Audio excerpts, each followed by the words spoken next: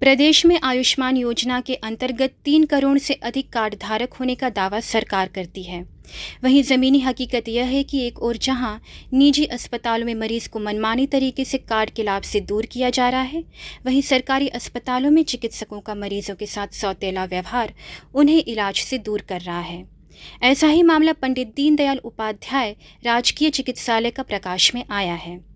शिवपुर स्थित काशीराम आवास निवासिनी 65 वर्षीय प्रभावती देवी को उनके पति छांगुर राम ने हीमोग्लोबिन की मात्रा कम होने पर 29 सितंबर को डीडीयू अस्पताल में भर्ती कराया।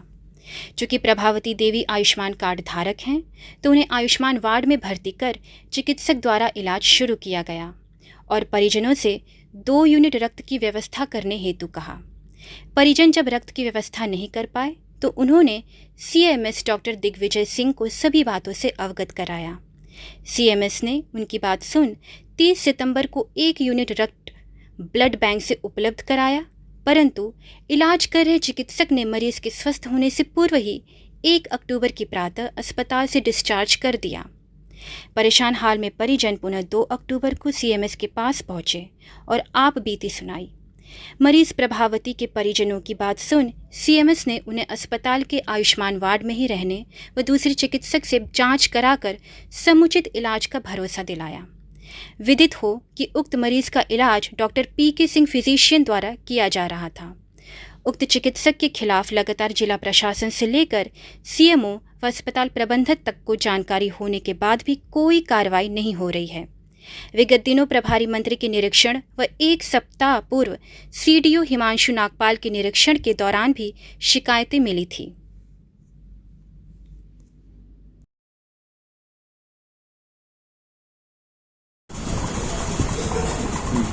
सर, मेरा नाम जयशंकर भारती है और मैं सोशल वर्कर हूँ।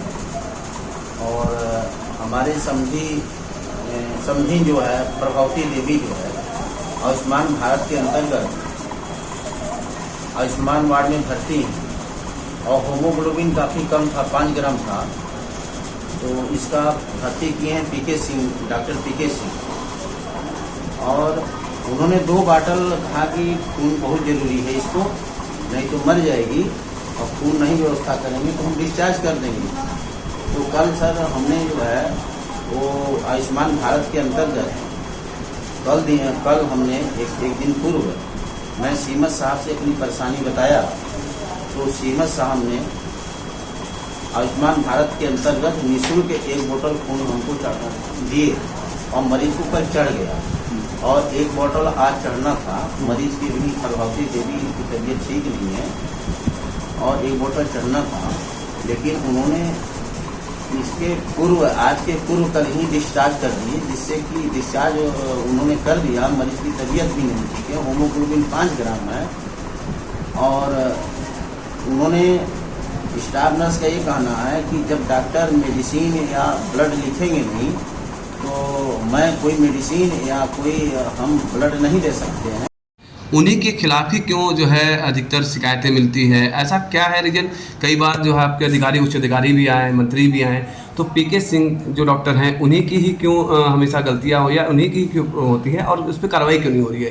क्या रीजन है कि पीके सिंह जो है अभी भी कार्रवाई से बच रहे हैं? देखिए, हम किसी व्यक्ति विशेष की बात हम नहीं करना पसंद करेंगे। जो शिकायतें आती हैं उस शिकायत पे कार्रवाई होती है और उच्चाधिकारियों को भी उसके बारे में बताया जाता है। हम उन पे कार्रवाई करने के लिए सक्षम अधिकारी नहीं हैं। लेवल 3 के हैं, उन पे जो भी कार्रवाई होगी वो उच्च अधिकारियों के स्तर से होगी। जहाँ तक शिकायत की बातें हैं, शिकायत और लोगों की भी आती है, इसलिए कोई एक विशेष व्यक्ति की बात करना उचित नहीं होगा। जो शिकायत होती है उसके जो गुण दोष होते हैं उसके आधार पर काम होता है या उस पर कार्रवाई होती है। आप एक अच्छे उस पर बैठे हैं, सीएमएस के बाद आपका ही आता है जो दीनदयाल को ध्यान दे रहे हैं, तो आपको कार्यशैली क्या लगती है कि इनकी कार्यशैली जो भी आप देख रहे हो अदर डॉक्टर्स के अपेक्षा इनकी कार्यशैली क्या आपको अच्छी लगती है? देखिए, हर डॉक्टर का अपना काम करने का एक तरीका होता है। हो सकता है मेरी कार्यशैली किसी को न पसंद आए, हाँ, तो अब इस बात पे कंट्रोवर्सी पे हमको नहीं जाना है हम किसी को ये कहने के लिए कि उनकी कार्यशैली अच्छी है या बुरी है। हम एक ये नहीं है, हम ये है कि जो शिकायत होती है मरीज की होती है, उसके शिकायत के बुंदोज के आधार पे हम लोग जो कंसर्न होते हैं उनसे हम एक स्पष्टीकरण लेते हैं। बहुत समय ये भी होता है कि पेशेंट भी क्या कहते हैं मिसगाइडेड होता है। कभी कभी होते हैं कि चिकित्सक से भी गलतियां हो जाती। गलती एक मानव है, हमसे भी गलती हो सकती है, किसी से भी गलती हो सकती है। हम परफेक्ट तो है नहीं, लेकिन हमारा प्रयास होता है कि मरीज को जितना बेहतर सुविधा हम दे सकें वहाँ तक हम लोग करते हैं। उनकी तरफ से इलाज चल रहा था, लेकिन इलाज के दौरान ही उनको डिस्चार्ज कर दिया गया। क्या मामला था? वो प्रभावती आई थी खून की कमी की वजह से, और जब खून की कमी की वजह से आई थी उनको एडमिट किया गया था, और जो उनके परिजन थे उनको बोला था कि 2 बोतल उनको खून लगने ये थी एक वो। लेकिन डॉक्टर पीके सिंह साहब ने उस पेशेंट को, ये 29 को पेशेंट एडमिट हुई थी, तो जहाँ तक उसके रिकॉर्ड को देखा गया था 1 तारीख को उन्होंने डिस्चार्ज किया गया था। तो मरीज आए थे ऑफिस में मिलने के लिए सीएमएस साहब से, तो वो असंतुष्ट दिख रहे थे। तो हम लोगों ने कहा था कि आप रहिए, आपका इलाज होगा, कोई दूसरे डॉक्टर करेंगे। उनको वहीं रोक करके और फिर हम लोगों ने इलाज करवाया। 2 ब्लड उनको दिया गया, 2 यूनिट दिया गया, एक तारीख को दिया गया और एक फिर पुनः 2 तारीख को दिया गया। लेकिन उनका आरोप है कि पीके जो डॉक्टर्स हमको हैंडल कर रहे थे वो उनके लापरवाही की वजह से हमको जो है तुरंत डिस्चार्ज कर दिया गया, इलाज नहीं किया गया, क्योंकि मैं आयुष्मान कार्ड का धारक हूँ, इस वजह से। अब देखिए, लापरवाही हम तो नहीं कहेंगे, लेकिन हाँ ये कहेंगे कि देखिए हर डॉक्टर का अपना अपना परसेप्शन होता है किसी डिजीज़ के बारे में। हम उसी डिजीज़ के बारे में कुछ और सोचते हैं और दूसरे डॉक्टर उसको कुछ और सोचते हैं। मतलब इस चीज़ है कि मरीज के इलाज से मतलब है, उसके ठीक होने से मतलब है। हम सभी लोग जो यहाँ पर हैं, कोई इंडिविजुअल नहीं है, पूरा एक टीम वर्क है। यदि मरीज असंतुष्ट हुआ, मेरे पास आया, प्रशासन के पास आया, तो मेरे पास एक उसका कर्तव्य बनता है कि उसके इलाज को हम अंजाम तक पहुँचाएँ। और इसी तहत हमने उनको कहा कि आप अभी डिस्चार्ज नहीं होंगे, आप रहेंगे और आपका इलाज होगा। उनका इलाज हुआ, 2 बोतल खून भी चाहिए उनको, और वो अब धीरे धीरे स्वास्थ्य लाभ कर रहे हैं। बात है कि जहाँ तक डॉक्टर पीके सिंह की बात है, उनसे इस बारे में बातचीत होगी, पूछा जाएगा कि आखिर किन कंडीशंस में आपने जो उनको रेफ़र किया, या आपके दिमाग में क्या बात आई कि उन्होंने रेफ़र किया।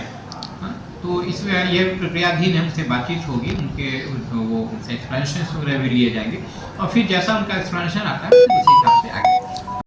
उन्हीं के खिलाफ ही क्यों जो है अधिकतर शिकायतें मिलती है? ऐसा क्या है रीजन? कई बार जो है आपके अधिकारी, उच्च अधिकारी भी आए, मंत्री भी आए, तो पीके सिंह जो डॉक्टर हैं उन्हीं की ही क्यों हमेशा गलतियां हो, या उन्हीं की ही क्यों होती है, और उस पर कार्रवाई क्यों नहीं हो रही है? क्या रीज़न है कि पीके सिंह जो है अभी भी कार्रवाई से बच रहे हैं? देखिए, हम किसी व्यक्ति विशेष की बात हम नहीं करना पसंद करेंगे। जो शिकायतें आती हैं उस शिकायत पे कार्रवाई होती है, और उच्चाधिकारियों को भी उसके बारे में बताया जाता है। हम उन पे कार्रवाई करने के लिए सक्षम अधिकारी नहीं हैं। लेवल 3 के हैं, उन पे जो भी कार्रवाई होगी वो उच्च अधिकारियों के स्तर से होगी। जहाँ तक शिकायत की बातें हैं, शिकायत और लोगों की भी आती है, इसलिए कोई एक विशेष व्यक्ति की बात करना उचित नहीं होगा। जो शिकायत होती है उसके जो गुण दोष होते हैं उसके आधार पे काम होता है या उस पर कार्रवाई होती है। आप एक अच्छे उस पर बैठे हैं, सीएमएस के बाद आपका ही आता है जो दीनदयाल को ध्यान दे रहे हैं, तो आपको कार्यशैली क्या लगती है कि इनकी कार्यशैली जो भी आप देख रहे हो अदर डॉक्टर्स के अपेक्षा इनकी कार्यशैली क्या आपको अच्छी लगती है? देखिए, हर डॉक्टर का अपना काम करने का एक तरीका होता है।